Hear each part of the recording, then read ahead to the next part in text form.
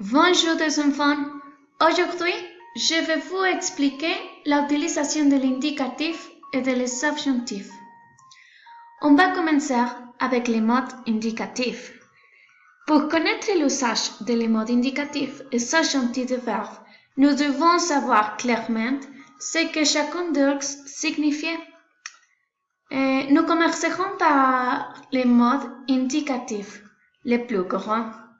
Dans ce cas, il s'agit d'une manière qui consiste à exprimer des actions réelles et concrètes.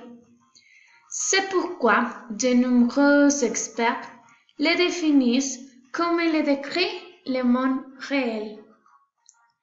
Les modes indicatifs vont au concret, que ce soit en temps, en action, en activité, etc. Alors, les modes indicatifs énoncent des faits réels, prouvés et concrets, et non des désirs ou des possibilités.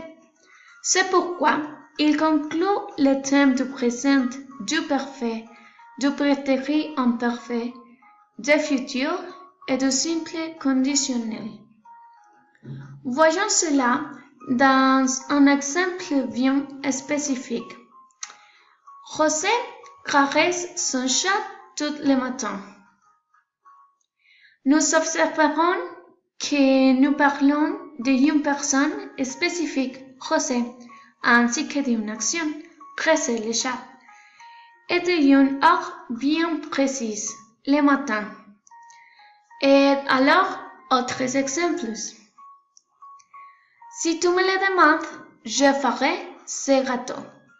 Cette phrase, c'est l'indicatif puisque c'est sûr que je vais faire ce gâteau. La Lune est le satellite naturel de la Terre. Ici, on utilise l'indicatif pour énoncer des vérités générales. Nous venons régulièrement à Bruxelles. Dans ce cas, nous utilisons l'indicatif pour exprimer des faits habituels. Quelques minutes de plus et tout est fini. Ici, on utilise le mode indicatif pour exprimer un fait futur dépendant directement d'un autre fait. Alors, nous parlerons de les subjonctifs. D'autre part, les subjonctifs du verbe expriment possibilité et l'hypothèse. C'est-à-dire que nous pouvons l'utiliser pour parler de quelque chose que nous aimerons. Dans les subjonctifs, nous ne pouvons pas les savoir avec certitude. Pour l'observer dans son exemple, nous allons utiliser la même phrase que celle que nous avons utilisée précédemment, mais nous l'adapterons à le mode du subjonctif.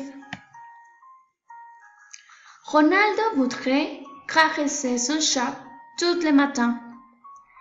Dans ce cas, vous exprimez un souhait de Ronaldo, qui, pour une raison, ne peut pas caresser votre animal de compagnie le matin, le chat, bien qu'il vole. Nous ne connaissons pas la raison, simplement qu'il s'agit d'un souhait, mais qu'il ne peut pas être réalisé. Ici, autres exemples de l'utilisation du subjonctif.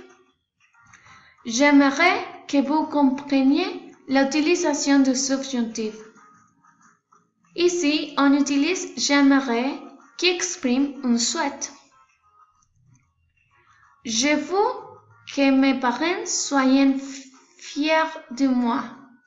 Ici, on utilise je veux pour exprimer une volonté. Il est nécessaire que tu prennes de l'argent. Ici, on utilise il est nécessaire pour exprimer une nécessité. Il ira au cinéma quand ses parents arriveront. Nous aimerons que les choses soient claires. Et finalement, il est nécessaire et important de savoir que les thèmes du subjonctif sont le présent et le passé et le futur. C'est tout pour aujourd'hui. Merci.